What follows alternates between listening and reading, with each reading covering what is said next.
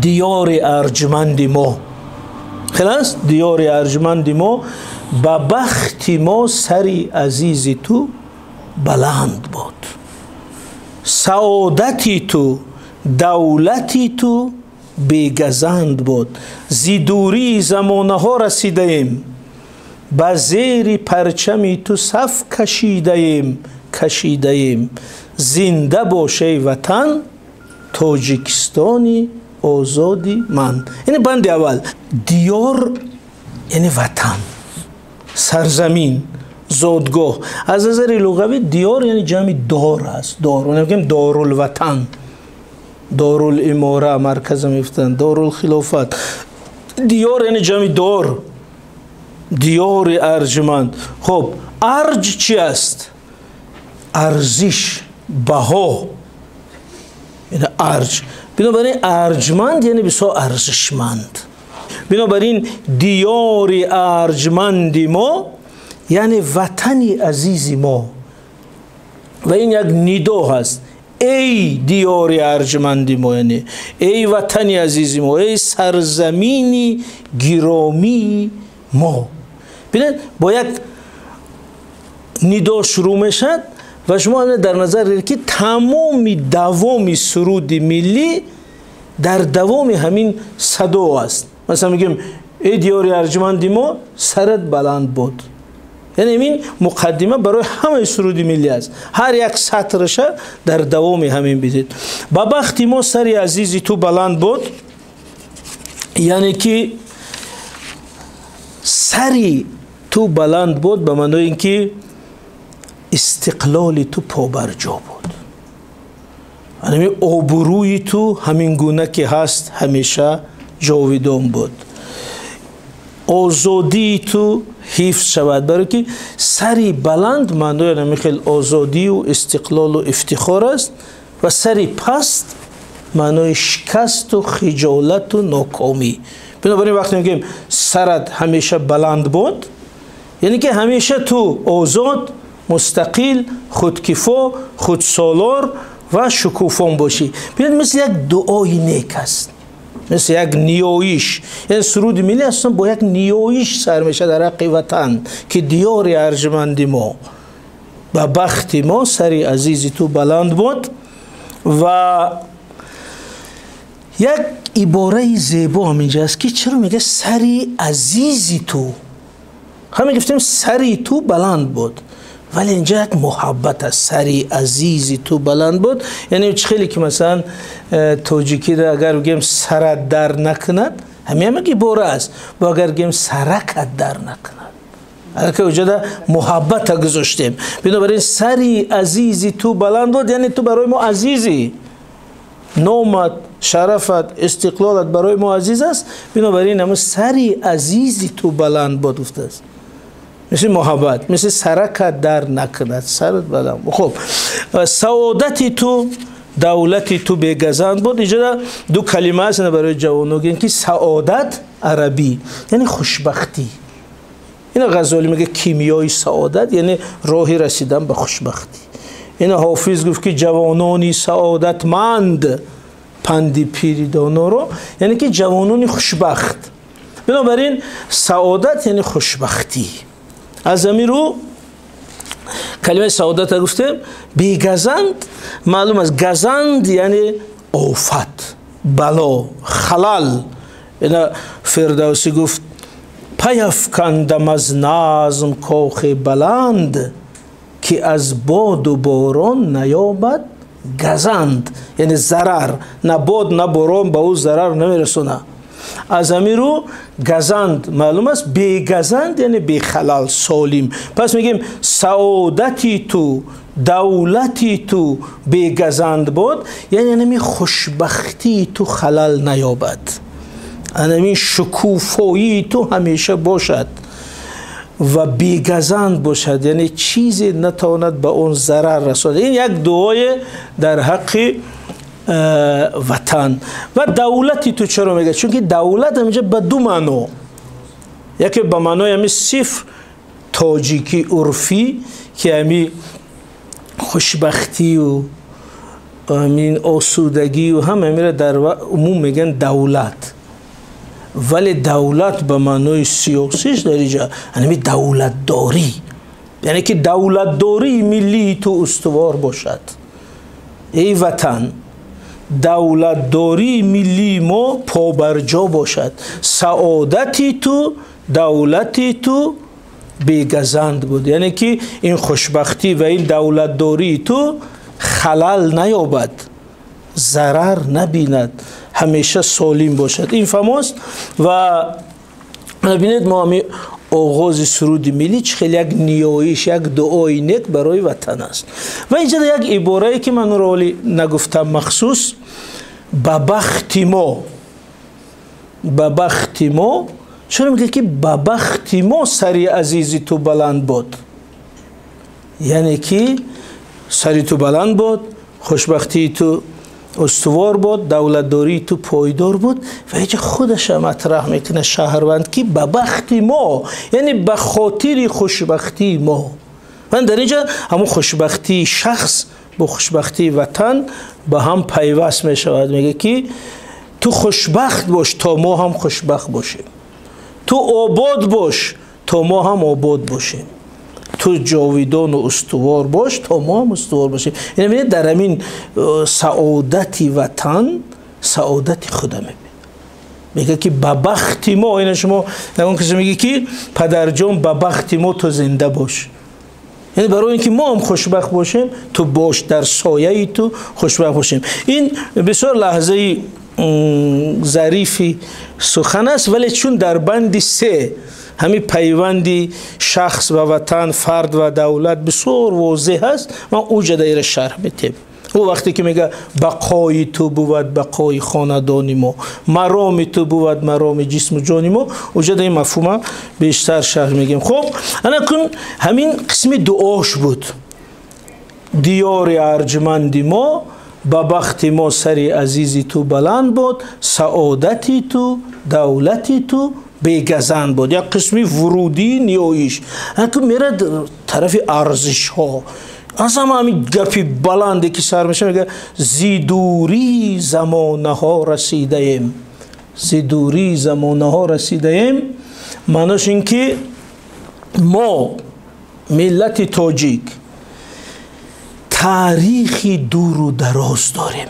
زمانه ها یعنی که اپوخه ها، دوره ها، چندین دوره.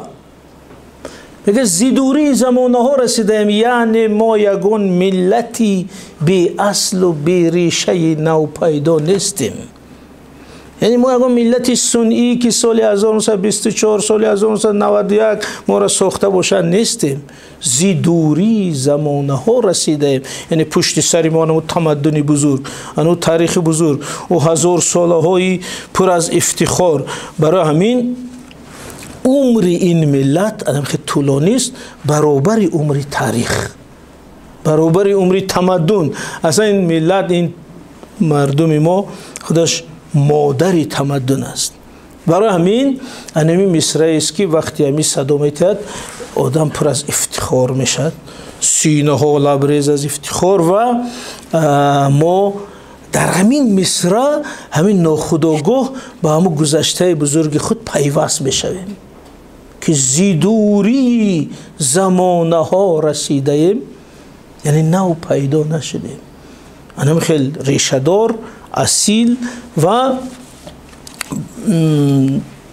با هویت هستیم. و چرا این برای ما مهمه؟ زیرا این کلمه تاجیک فقط نام ملت نیست، این نام یک فرهنگ است، نام یک تمدن است، نام یک نظام ارزشی است. و اینکه در سرود ملی همین ندا را گذاشته که زیدوری زمانه ها رسیدیم، این ادامه یعنی پاسخهای بزرگ استاد عینی و استاد غفور و اینا به کسایی بود که ریشه و اصالت تاجیک زیر سوال میبردند.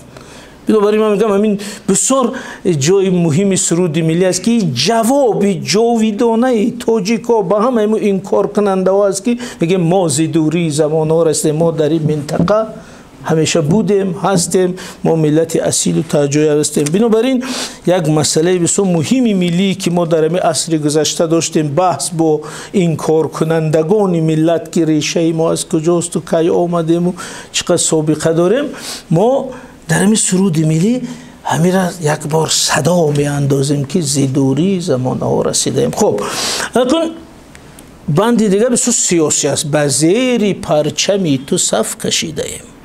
یعنی که ما از همون دوری زمان آمده امروز فرزندان تو در زیر پرچمی تو جمع آمدن. و معنیش این که در دامن تو، در آغوش تو، در سرزمین تو جمع آمده. ولی من میخوام که همین جمع معنای پیمانی و سوگندیش در دقت کنیم، زیرا در همین علم سیاست، در علم حربی، به زیر پرچم ایستادن، به زیر پرچم صف کشیدن این معنای موقع گیری دارد. یعنی شما در زیر اینجا چرا این پرچم آورده در نشانش؟ این پرچم تاجیکستان، تمام کره زمین در آغوش پرچم تاجیکستان، به زیر پرچم تو، چون که این پرچم موقعی ما است. من زیر این پرچم یعنی که من با این کشورم. مثلا ما نمایش‌های بین خلقی میریم، سیمپوزیوم‌های جهانی میریم، پرچم‌های زیاد 100 کشورمو پرچم تاجیکستان یافتم یک صورت میگیریم، درست؟ چون که او افتخاری ما است. بنابراین به زیر پرچم صف کشیدن یعنی یک نوع پیمان است که ما با تو هستیم، در زیر پرچم تو هستیم و به زیر پرچم دیگر نمی رویم. و در علم حربی هر گروه، هر لشکر، هر جانب در زیر پرچم خود میسته و پرچم رو حفظ کردن، پرچم رو از دست ندادن، این یکی است. اگر همین پرچم رو از دست داد یعنی جنگ رو باخت، پرچم سرنگون شد یعنی او لشکر شکست خورد. بنابراین به زیر پرچم تو صف کشیده ایم، این یک نوع پیمان ما در برابر وطن است. من به جوانان یک فرموله آسانه که میگم، شما می سرود ملی وقتی که گوش میکنید، وقتی همیجا آمد که به زیر پرچمی تو صف کشیده ایم، زود کمتر همی خطانه سوز کرده گلستکوی و ترتیب آوره سینه را روز کرده، همی احساس کنید که شما در همون لحظه با همی وطن سوگند یاد میکنید که به زیر پرچمی تو صف کشیده ایم. یعنی من امروز در همی تای پرچمی تو استادم، قسم میخورم که تو را حمایه میکنم، سوگند میخورم که به تو وفا دارم، سوگند میخورم که به تو خیانت نمیکنم. همین لحظه است که همون سرود ملی صداتت اگر همین احساس از وجود شما گذرد، همین باعث میشه که هر بار با شنیدن سرود ملی همون پیمان ما در نزد وطن از نو زنده میشد، از نو زنده میشد. این بسیار مکانیزمی کاری هست. به زیر پرچمی تو صف کشیدیم، شما گویا با وطن گفتگو دارید. چون که در اول چی گفتی؟ دیار ارجمندی ما تاجیکستان، به زیر پرچمی تو صف کشیده ایم. این موقع گیری است، این پوزیسیون سیاسی و جمعیتی و ملی هر کس است که همین میگه همین به زیر پرچمی تو صف کشیدم. هر بار که گذشت شما همون لحظه دوباره کجا ایده باشی، در کدام فکر، در کدام ایدئولوژی، در کدام جهان، چی لغزش، چی کلویش باشه، همون لحظه دوباره راست میشه که به زیر پرچمی تو صف کشیدم. این قسم من هست، این سوگندی من هست. خیلی یک نگاه عملی اگر کنیم، این سرود ما را حفظ میکنه در دایره وطن. میم همون شعاری بزرگمون که زنده باشه وطن، تاجیکستانی آزادی من. از بس که بسیار روشن است، بسیار فهم است، این نقرات شرح نمیتونم، ولی یک کلمه رو میخوام دقت کنید. گفت تاجیکستانی آزادی من. همین کلمه آزاد، من اگر امو وقتای استقلال می بودیم همی گپ می زدیم، همی گپ که به جای استقلالیت، استقلال همی آزاد هم گفتن ممکن بود، یا خود سالار، چون که خود همی کلمه عربی استقلال حال اجازه نمیده که تا آخر استقلال شده، چون کلمه مورا کلمه خودش بیگانه. بنابراین همی آزاد یعنی که از کسی وابسته نیست، خودش خودکفا خودسالار سیاست داخلی رو خودش معین میکنه، سیاست خارجی رو خودش معین میکنه. یعنی مفهوم استقلال. بنابراین تاجیکستانی آزادی من میگه، میتونست دیگر صفت بگه که تاجیکستانی زیبایی من، که این باره نمیداده است. همین تاجیکستانی آزادی من، این همین اوج سخن است که همین بزرگترین صفت تاجیکستان رو که امروز دارد همین آزاد بودن و منفعت ملی ما، منفعت دولتی ما در همین آزاد بودنش است. وگرنه این زمین همیشه بود. همین دریا در دوره غزنوی هم جاری بود، دوره ورزاب، دوره تیموریاد هم جاری بود، دوره اشترخانی هم جاری بود، دوره منقیتیاد هم بود، دوره شوروی هم بود.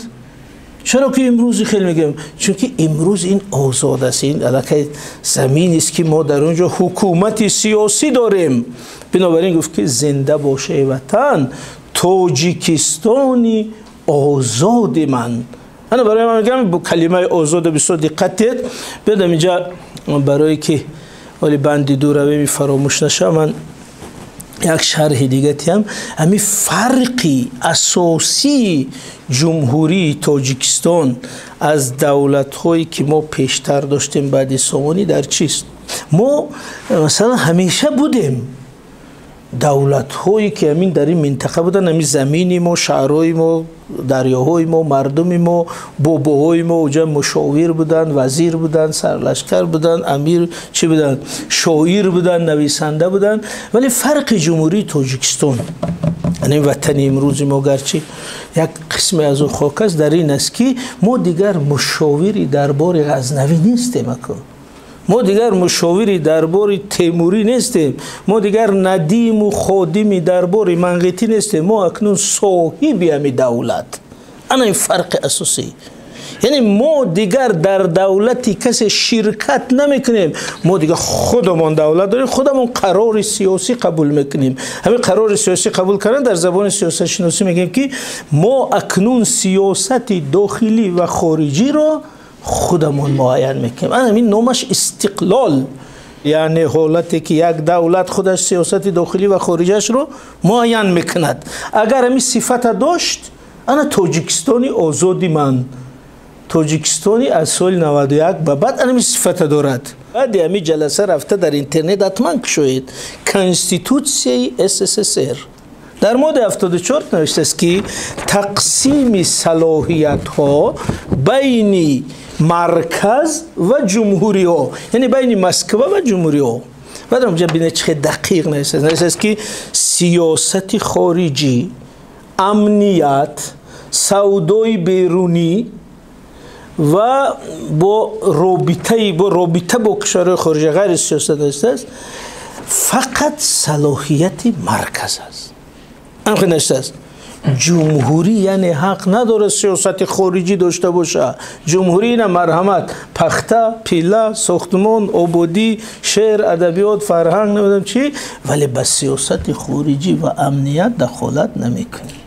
این خاصی مسکو. اینا کنستیتوسی SSR ماده 74 من شخصا دیدم که همین خیلی دقیق نوشته است. یعنی تقسیمات دقیقی صلاحیت ها بین مسکو و جمهوری ها.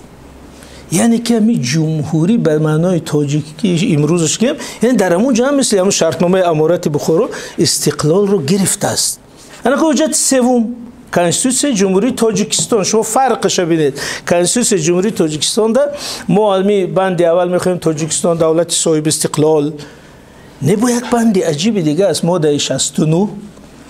ماده 69 وقتی صلاحیت های رهبری دولت تاجیکستان میشمارد، همین ما عادت کردیم که خیال میگیم ماده 69 فقط همین وظیفه گرفتن و منصب داده است. و ماده 69 با کار کرد که کسی را گرفتن، کسی را وزیر مانده، ماده 69 کار کرد است. نه، ماده 69 هر روز کار کرد، چون که در ماده 69 یکم نشست که پرزیدنت همچون رهبر دولت مستقل تاجیکان سمت‌های اساسی سیاست داخلی و خارجی را معین میکند. این مویتی ماده 69 نه اینکه کسی را وظیفه میگیره میمونه، این مسئله دهم درجهش است. انا گفته است که پرزیدنت سمت‌های اساسی سیاستی داخلی و خارجی رو معین میکنه. انا در زیر یک خط کشیده در پهلوش نوشتن که انا میجد استقلال. هنمی حقوق نداشت ملت ما، هنمی حقوق توزیع ما نداشت. ما در چی دولت‌های بودیم لیکن سیاست داخلی و خارجی را ما معین نمیکنیم. و کنستیتوسیون جمهوری تاجیکستان در ماده 69 یکم میره نوشته است که سیاست خارجی داخلی را معین میکند و این بسیار گپی مهم است. این از همه گپی مهم است، یعنی که مستقل است. این عباره خیلی جامع است. این تمام استقلال باروش در همین عباره است، نه در اینکه تاجیکستان صاحب استقلال است. او دکلراسیون است، اما همی مضمونا از چی عبارت است استقلال در مورد 69 که گفت که سمتو از سیاست داخلی خارجی رو معین میکرد. و اکنون خیلی شرحی وسیعش این در کلمه آزاد شرح داشتن. کلمه آزاد، تاجیکستانی آزادی. من خودم که همین مفهومات خیلی حساسیت دارم، من خیلی مفصل گفتم، چون که از روی همین کلمه آزادی یا آزاد به آسانی گذشته نشد. درست؟ پس زنده باشه وطن تاجیکستانی آزاد. من همین آزاد بودن ایجاد میره در باری معناش. خب پس بندی دوم دمیم برای ننگ و نام ما، برای ننگ و نام ما تو از امید رفتگان ما نشانه ای، تو بحر واریسان جهانی جاویدانه ای، خزان نمی رسد به نوبهاری تو که مزرعه وفا بود کناری تو کناری تو. انا مضمون در یادتون یک تا یک تا میگیم. ببینید برای ننگ و نام ما یعنی که برای حفظ ننگ و ناموس و هستی ما، برای که ما نابود نشویم، تو از امید رفتگان ما نشانه ای.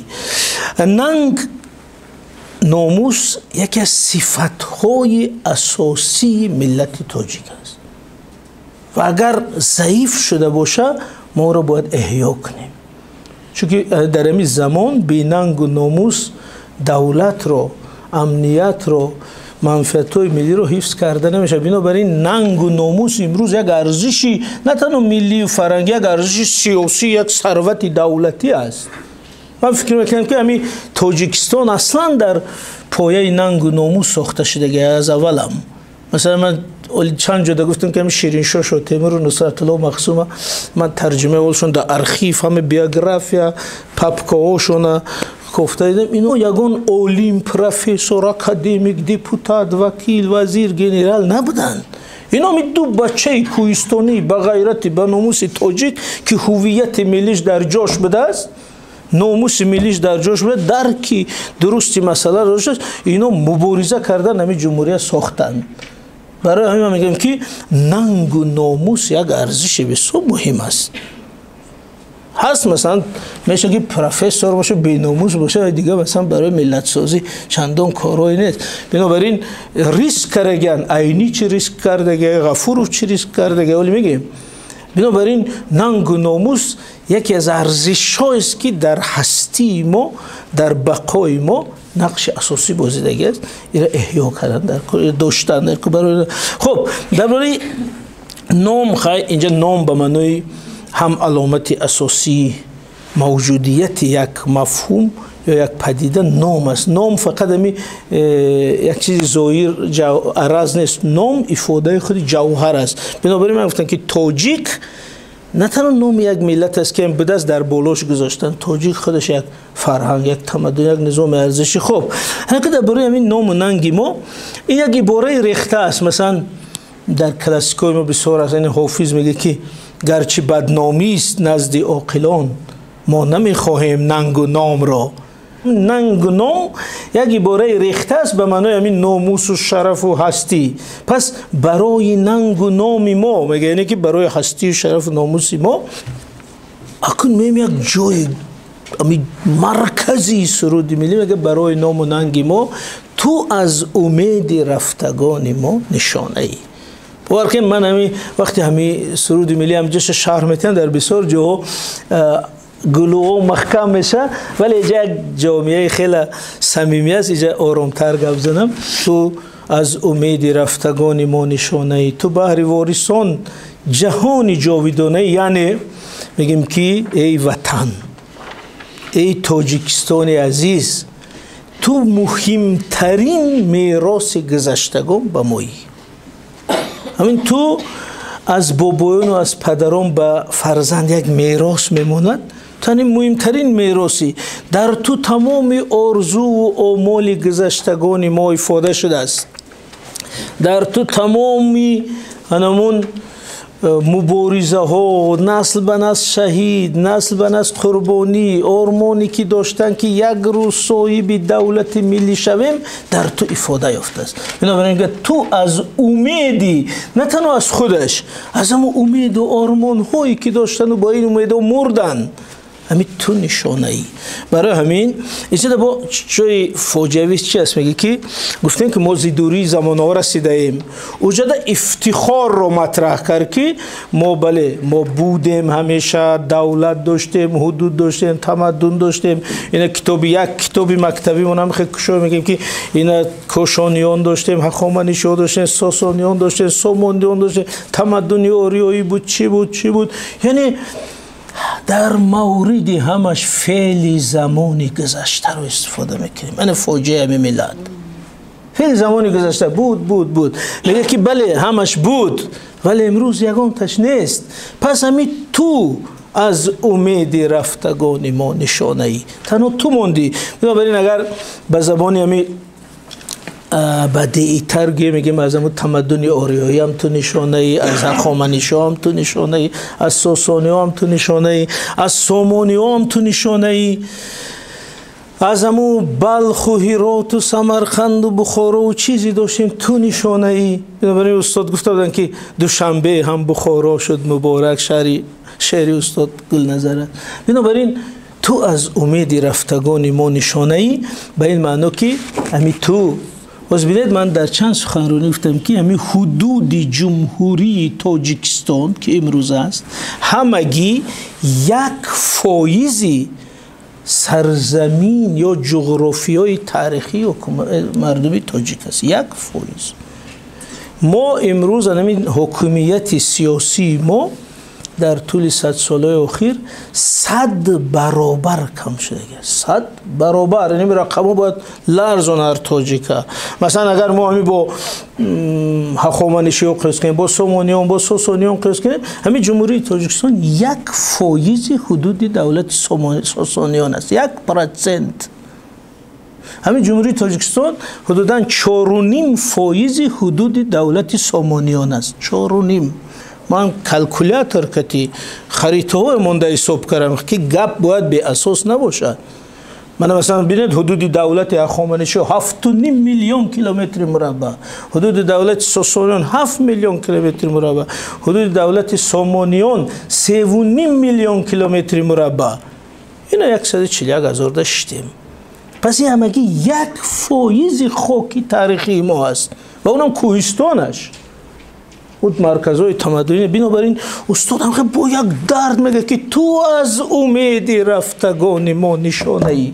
بسیار گپی مهم است و برای همین من میگم که در همین جمع با یک سوگند در دلمون گذار که میگیم بله همه اینا رفتن ولی تو هستی، تو رو حفظ میکنیم، تو را نگاه میداریم. این 1% ماندگی دیگر، نه جای باختن، فروختن، جای معامله کردن، جای هیچی نداره. این را باید حفظ کنیم.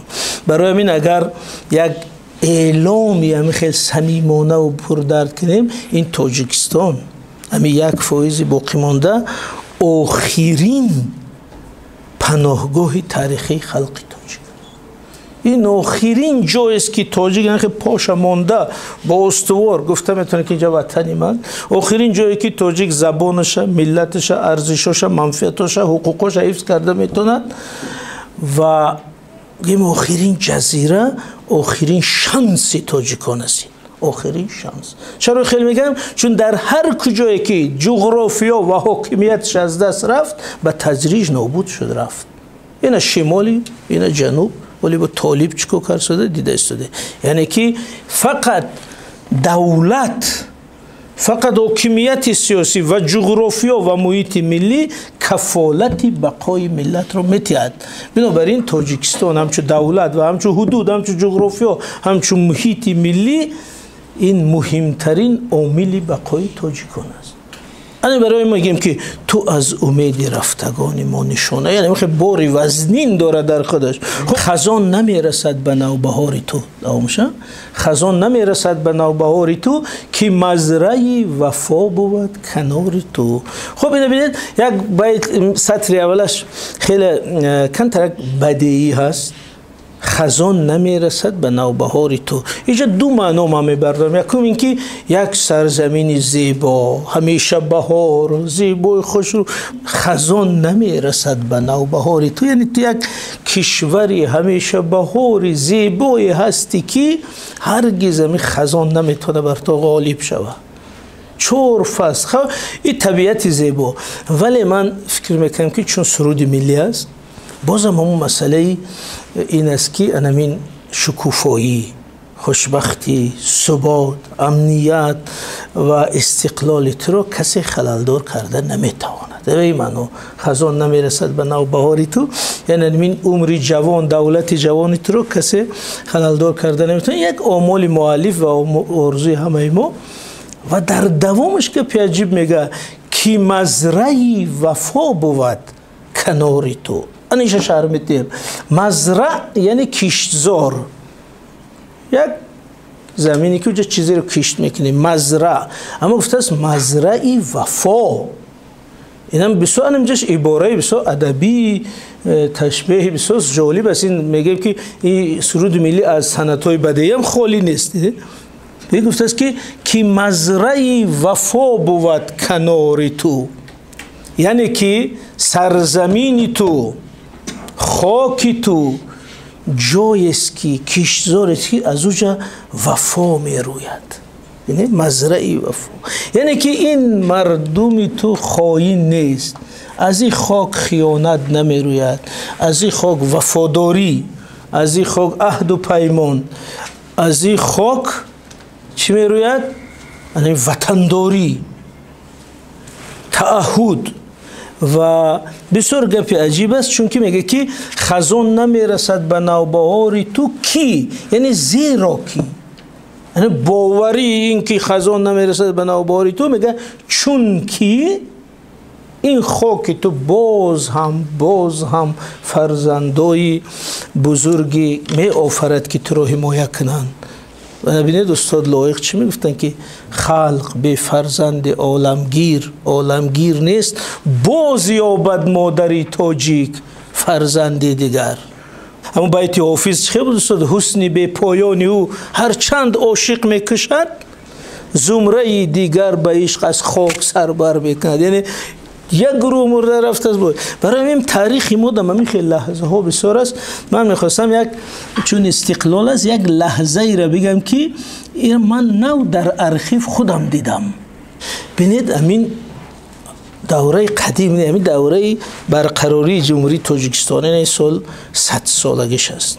ما می چهره هایی داریم مثل نصرت الله مخزوم، شیرین شاه تیمور، عبدالقادر موحدینوف که کشته شدن. اگر تاریخی کشته شدن امینا رو بینید، اینا هم یک چیز میخواستن که دولت ملی، زبان ملی، استقلال و همین حکمی قتل نو، اما سند محاکمه نصرت الله مخزوم در بیوروی حزب کمونیست هست. چون که نصرت الله مخزوم نه چه بود وظیفش؟ رئیس شورای عالی تاجیکستان بود. با همرئیسی شورای کمیته مرکزی اتحاد شوروی بود با و این خیلی وظیفه بلنده بود، نه تنها رئیس تاجیکستان، برای شخص نهایت مهم بود. و محاکمش ده چی می‌نویسه؟ این پونکت 3 شده نوشته که این مردک میخواهد تاجیکستان دولت الهیده باشد، برای همین کشته شود. تمام. در پونکت 5 نوشته است که این میخواست برخلاف سیاستی ملی لنینیزم چی زبان تاجیکی دولتی شود. انا برای همین کشته. یعنی ببینید برای دو ارزش کشتنش کنکریت نمیشه گفته است برای چی کشتن در کاری را، برای که این استقلال میخواهد و زبان تاجیکی میخواد ملی کند. و 8 قرار نصرت الله مقسوم است درباره تاجیکیزاسیا государственного аппарата. بولیم در تلفن من دارم یه روز میمونم همخه قرار است تاجیکیزاسیا گسودارسنو آپاراتا. یعنی میگه که شما در تاجیکستان وقتی خیلی بود همین سال 24 25 26 تا 90% هیئت راهبری کننده از مسکو و تشکیل اومدگی بود. یعنی فقط نصرت الله تاجیک بود و یا 4 5 کس، حتی وزیر داخله، وزیر امنیت، وزیر قدرتی. تو سالای 60 یگان وزیر قدرتی تاجیک نداریم. این کتابی استاد رازق زاده هست، وزیران کارهای داخلی تاجیکستان. اولین وزیر کارهای داخلی تاجیکستان سال 1954 استاد غفورов مانده است، تاجیکا. بنابراین اجازت نبود. و چه گفتنی بدم امین نصرت الله مقسوم ده اوکاز میکنه از اینجا شکایت که این میخواد تاجیکستان زبانی تاجیکی شود و اخیرا استالین به داد میگه که اینو از اندیشه استقلال دست نمیکشند. نصرت الله را عوض میکنه، شیرین شاه را میارد. شیرین شاه که نسبتا به روسا نزدیک بود از نظر همو تربیت اتریاد روسی خاروق و اینا و خیال میکنه که شیرین شاه بیاریم خیلی دیگه استقلال نمیده. با شیرین شاه رو میاریم، اینم داره مخط. همین 5 مکتوب شیرین شاه شاه تیمور است که این ایجاد چقدر تاجیک است، دولتی ما کجاست. استالین بعد خلاصه میگه که اینا این تاجیکا از اندیشه استقلال دست نمیکشند. یعنی مزرعه وفا شرط شده که چرا میگه مزرعه وفا با یک فرمان 114 نفر راهبریت جمهوری تاجیکستان قتل کرده است. 111 نفرش پرانده شود، 3 نفرش بدرغه. این عباس علیف اینو بدرغه شده. باشم چینار امام و چی بزرگی داشتن در روی خط هست. نصرت الله مقسوم شیرین شاه شاه تیمور بر روی خط علایده، ولی انا که ببینید در یک روی خط و همین روی خط ولی چوب شد. انا ببینید یعنی او گفته است که همین نسلش نست کنیم، اینا شاید از همین اندیشه استقلال کنار میرن. ایده امین بعد پراندن از سال 1937 تا سال 1946 دیگر راهبری جمهوری تاجیکستان شدن تاجیک اجازت ندادند. بنابراین ما بین شیرین شاه شاه تیمور و غفورov 3 تا راهبری از اونجا اومدگی داریم، ارمنی و تاتار و یهودی. 3 تا. چون گفتن که اینا اگر تاجیک مونی با هم مکتوب میکنن که ما استقلال موجه زبان الف باشه دیگر کردن که دیگه فراموش کنه استقلال. و ببینید که جنگ بزرگی وطنی شد، تاجیک‌ها از همه زیاد قربانی دادن، خدمت کردن، گویا که همون نسل استقلال خواه تمام شد. شوروی باوریش 100% شد. بگفتن که بیا امی از خودشان یک راهبر میونیم. استاد غفورov، همین غفورov اولین راهبری تاجیک بعد شیرین شاه شاه تیمور است. یعنی در این میانه نداریم دیگه. غفورov ماندن خیال کردن که اکی خیلی در شوروی کلان شده، این بخورای ندیده، این انقلاب ندیده است، این موضوع تمام جنبه شد. میبینی با غفورov میاد تاجیک‌ها نمینیست. یعنی که اندیشه استقلال نمیرد از بین. همین مزرعه وفا نیست که وقت فکر میکنن که با اومدن غفورov همون قضیه استقلال و ملت و تاجیک و تمام این آدم خودمون ای اومد با از اونورم بالاتر در سطح علمی جوانی اومد باز تاجیکان نیست نخه میانه دا گذاشت. همچون امی نوشتن تاجیکان هم یک شورش سیاسی هستین، یک قیام است. این فقط یک کتاب نیست. در همون زمان و گفتن که ننگ و ناموس برای نام و ننگی ما چقدر جرأت در کار. ببینید برای همین غفورov با بعد موقع کشتن ها که گویا غفورov بعد هر روز همین کسای پیش از او شده شیرین شاه نصرت الله مقسوم پیش روش می بودن که اگر یک حرف زیادی گم منم همونجا میرم، لیکن همین ریسک کدام نوشت تاجیکانه و چوب کرد با چی راهو. بنابراین که مزرعه وفا بود کنار تو امین، که یعنی که تمام نمیشه. بازم میگم چی؟ زنده باش ای وطن، تاجیکستانی آزاد. یعنی بند 2. اکنون تست رویم بند 3 که به اون وقتی ماهنش داریم. بند 3 چی است؟ تو مادر یگانه ای بینه با نرم میشه که از همون درامایی که اومد، همون حالت دراماتیک، دوباره یک نفسی زیبا میگه تو مادر یگانه ای. بقای تو بود بقای خاندانی ما، مرام تو بود مرام جسم و جانی ما. زی تو سعادت ابد نصیب ماست، تو هستی و همه جهان حبیبی ماست، حبیبی ماست. زنده باشه وطن تاجیکستانی آزادی من. اکی جدا بینید امی جای مادر اگر گیم تو مادر یگانه ای، یعنی که ای تاجیکستان، ای وطن برای همه ما فرزندان و شهروندان تو مادر یگانه ای.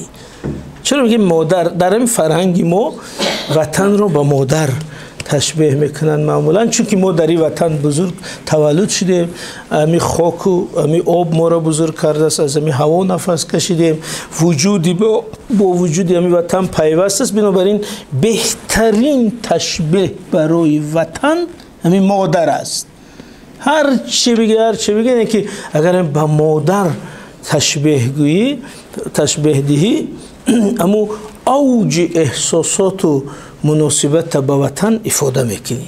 برای من تو مادر یگانه ای، همین گپ هم مضمونش بلند است، همین که از همین متنی فرهنگ و ارزش‌های ما گرفته. چون ما مادر چقدر مقدس و نزدیک میدونیم، همه وار گفت که تو مادر یگانه ای. و کلمه یگانه ای چرا؟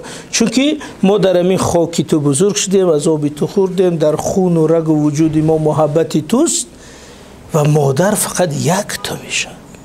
یعنی ما تو رو دوست میدونیم، هیچ جای دیگر رو این خیلی دوست داشتن نمیتونیم.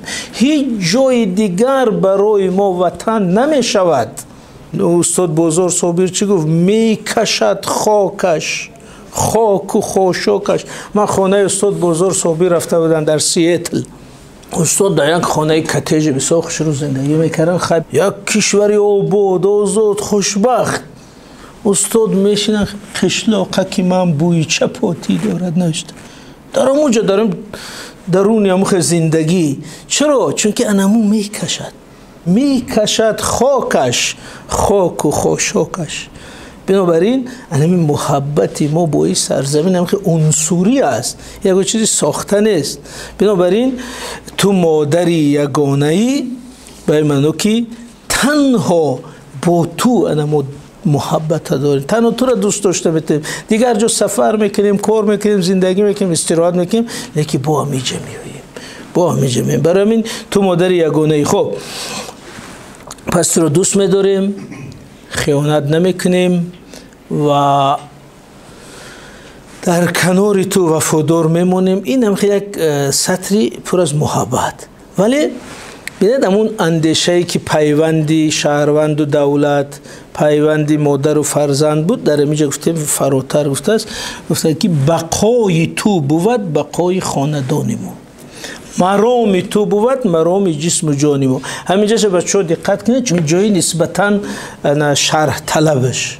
ببین میگه که بقای تو بود بقای خاندان ما، مرام تو بود مرام جسم و جان ما. بقا یعنی باقی ماندن، بودن، هستی، آینده ما. مرام یعنی اندیشه، فکر، نظام ارزش و ایدئولوژی، مرام ما، مراد ما. پس میگه که همین خاندان ما، خود ما، عائله ما، با ملت همچو خاندان بودنش به بودن تو وابسته است. بقای تو بود بقای خاندان ما. یعنی برای اینکه ما باشیم، عائله ما باشد، دوستان ما باشد، مکتب ما باشد، محیط ما باشد، ملت ما باشد، همین گونه زندگی آسوده داشته باشد، باید تو باشی. بقای تو بود بقای خاندان ما، مرام تو بود مرام جسم جان ما. یعنی که اما قدر ما با تو پیوندیم که همین اندیشه ما هم اندیشه توست، اندیشه تو هم اندیشه ماست. همون گونه که یک دولت، یک وطن برای بهبود و خوشبختی شهروندش تلاش میکنه، همون گونه یک شهروند برای بهبود و شکوفایی کشورش. یعنی یک مولانا خیلی باید داره میگه حکمتی حق در قضا و در قدر کرده ما رو عاشقان همدیگر. یعنی میگونه که در مرکز توجه یک دولت انسان شهروند ایستاده است، در مرکز توجه یک شهروند با دولتش ایستاده، چون که این به همدیگر معنا ندارد. برای میگه که بقای تو بود بقای خاندان ما، یعنی که در بودن تو بودن ما، در ثبات تو ثبات ما، در امنیت تو امنیت ما، در سعادت تو سعادت ما. انا برای همینجا لحظه است که استادمون پیوندی دقیقی بین منفعت‌های ملی و منفعت‌های شخصی بدید و پیوندی دقیقی بین آینده ما و آینده دولت ما میتد. و این مسئله رو من کمی ذکر کرده بودم که در پیشتر که همه تحلیل‌های من شخصا هم سیاست شناسم که دیگرها هم نشان میدهد که آینده ملت تاجیک و بقای ملت تاجیک به بقای تاجیکستان دیگه وابسته است. بنابراین حفظ تاجیکستان دیگه مسئله سیاسی وطن دوستی فرهنگی نیست، این مسئله حیاتی است. اگر از نظر سرنوشت ملت گیری حیاتی نباشه اینا پنشر میشه یا که ساکتره میشه تمام. بنابراین بقای تو بود بقای خاندان ما، یعنی تو کفیلی هستی ما هستی. از امیرو این پیوندی بسیار نزدیکی. خب زی تو سعادت ابد نصیب ما، نصیب ماست بوده، زی تو سعادت ابد نصیب ماست، یعنی همین خوشبختی که ما داریم، سعادت گفته بودیم خوشبختی، همین سعادت، همین خوشبختی، همین زندگی آرام، همین آرزوها، همین آمال که داریم به سبب بودن توست. زی تو یعنی به سبب بودن تو، از تو سعادت ابد به ما نصیب شده است. یعنی یک استاد یک پدر میگه که به سبب همین دستگیری های تو من اینجا رسیدم، یعنی زی تو سعادت ابد نصیب ما، یعنی تو هستی به سبب دولت دار بودن، به سبب در سایه تو بودن، یعنی سعادت همین آرامی نصیب ما شده است. این خیلی فهمتر است. ولی اکنون یک جایی که همین من فکر میکنم یکی از اوجهای سرود ملی است، میگه تو هستی و همه جهان حبیبی ماست، حبیبی ماست. همین آخرین بندی متنتنه که شهر میتیم بینید میگه تو هستی و همه جهان حبیبی ماست. من خواهش میکنم همیشه شما بسیار جدی گیری در حیات خود، در جهان بینی خود، زیرا حبیب چی است؟ یعنی رفیق، دوست، شریک، حبیبی ما. و در اینجا میگه که اگر دو بار تکرار شدنی حبیبی ماست، حبیبی ماست، هم تاکید به مضمون است، هم طلبات آهنگ که باید که حبیبی ما، حبیبی ما. خب ببینید، یعنی که در اینجا استاد گلنظر فراتر از یک شاعر میرد، همچه یک متفکر سیاسی میگه که تو هستی که این جهان ما را اعتراف میکنن، تو هستی که با ما گپ میزنن، ما را آدم حساب میکنن، با ما شرطنامه میبندن، شرطنامه دوستی میکنن، شرطنامه شریکی میکنن، شرطنامه شریکی استراتژی میکنن. تو هستی یعنی دولت داشتن، استقلال داشتن سبب شد که ما در جامعه جهانی همچون یک خلق مستقل مطرح شویم. اگر همی دولت نمی بود ما در او حاشیه سیاست جهانی سرگردان و آواره و گمنام میشدیم. چون که انا طبق حساباتی که من از این منبع ها انجام دادم، همگی 2% خلقای جهان دولت دارن. تمام. یکی گمان نکنی که هر یک خلق جهان یک دولت داره، خیلی ما هم داریم، هر ملت یک دولت داره، خیلی ما هم داریم. این نیست.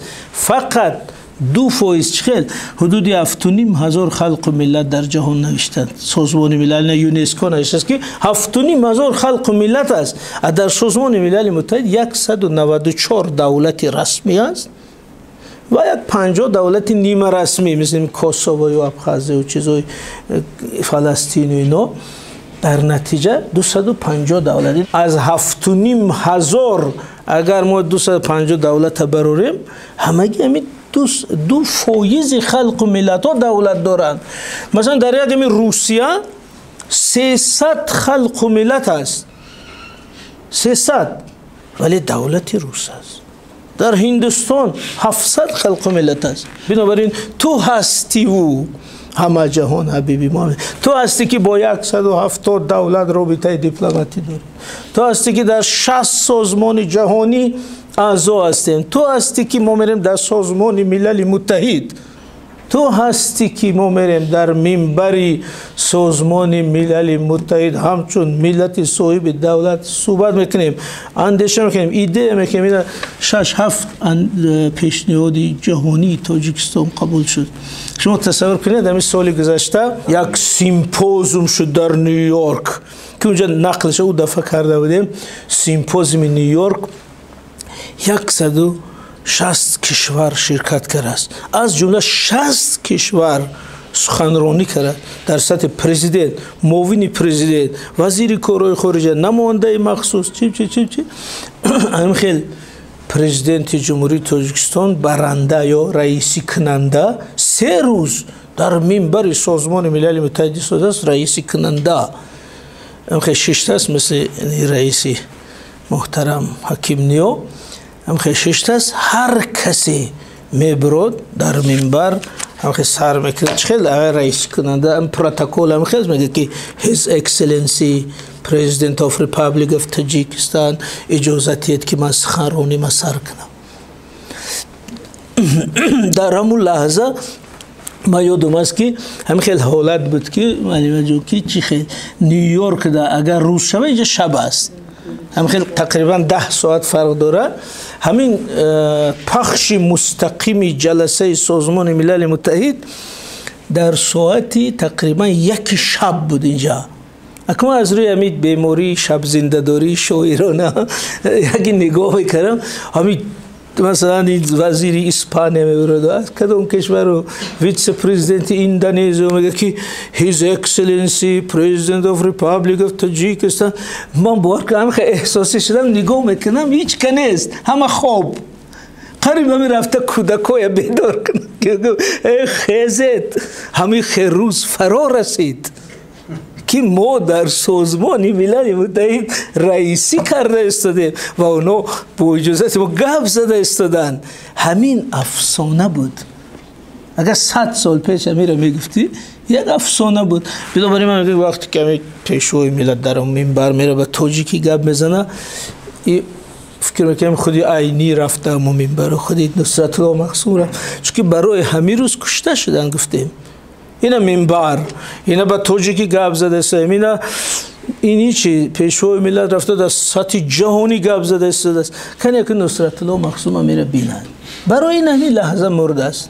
از همینجا همین پرونده شده در ارخیو بینید، در ارخیو روسیه، همین صحیفه اولش ده سال 1926 50 نفر فرستادگان مرکز یک مکتوب نوشتن به نام چیچرین.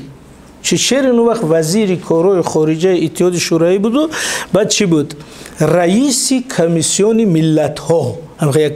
یعنی با من نوشتن که رفیق چیچرین ما یا فرستادی که روی در تاجیکستان کار کنید، ما آذری، یهودی، نمیدونم تاتار از ملت های گوناگون سر آمدیم که تاجیکستان اسازیم. ایجاد یک مردک از با نام نصرت الله مقسوم میگه حسابات تا به تاجیکی بیار، تو تاجیکستان آمدی.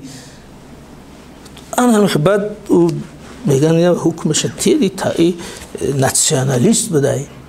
چون او گفته که برادر عزیز ما دولت تاجیکی ساختیم، تو اینجا اومدی کار که یک معلم گیر، یک کورس گذار تاجیکی را یاد گیر، حداقل حسابات سالانه ماهانه به تاجیکی من ده بیار. من راهبر دولت تاجیکان هستم.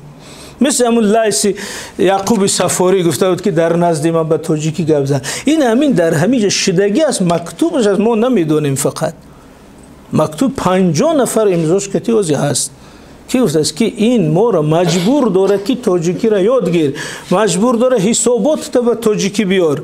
انا همین روز گذاشتیم. بنابراین میگم که این سعادت، این که ما را اعتراف میکنن، با ما شرط نامه میکنن، گپ میزنن، این همین چی است؟ تو هستی که همه جهان این روز قطعی ما گپ میزنن. اگر بسیار ملت های هستن که بنابراین تاجیک همین دولت داشتنش را حفظ کرده است. دولت داشتن سبب شده است که با گپ میزنن، با معامله میکنن، سفر میکنن، میبیان. از همین رو صدها ملت است که در آرزوی دولت است. بنابراین ما میگیم که استاد گلنظر در همین بند همچنین سیاست شناس، همچنین تحلیلگری متفکری سیاسی همین حقیقتی تاریخی و جهانی و سیاسی را اشاره کرده است که سبب این که امروز ما را اعتراف میکنن، با ما گپ میزنن، با ما شرطنامه میکنن، با ما معامله میکنن، اینجا سفری رسمی میکنن، ما را قبول میکنن، ما در جهان میریم همچون صاحب دولت و ملت. همین بودن یک وطن، این تاجیکستان دولت است. اگر همین نباشه ما هم در قطار ملت های بی‌حقوق و سرگردان و آواره. و آخرین مثال من با ازمی حج بیارم. همین حج ده امسال ما بودیم، یک کاری عجیب دیدم که به هر یک حاجی یک بیجیک میتین. مثلا است جمهوری تاجیکستان درم گیرد به گیرد حرم تا 10 کیلومتر چند حلقه پلیس میسته که کسی نبیاید و بیجیک تاجیکستان درو. و یگان ملت بیوطن به شهروندی حج کرده نمیتونه، حتی به خانه خدا راه نداری به وطن. یعنی حقیقتش یعنی امو بیجیکت مسنجه تاجیکستان او دارو. بسیار ملت ها آرزو دارن نمیتونن رفته. حتی مسلمان بودن کافی نیست. من قانونای امروزی سعودی کردی که من مسلمان و ما حج میکنم، میگه برای شهروندی کجایی؟ پاسپورتت کنی، ویزات کنی، رسمیتت کنی.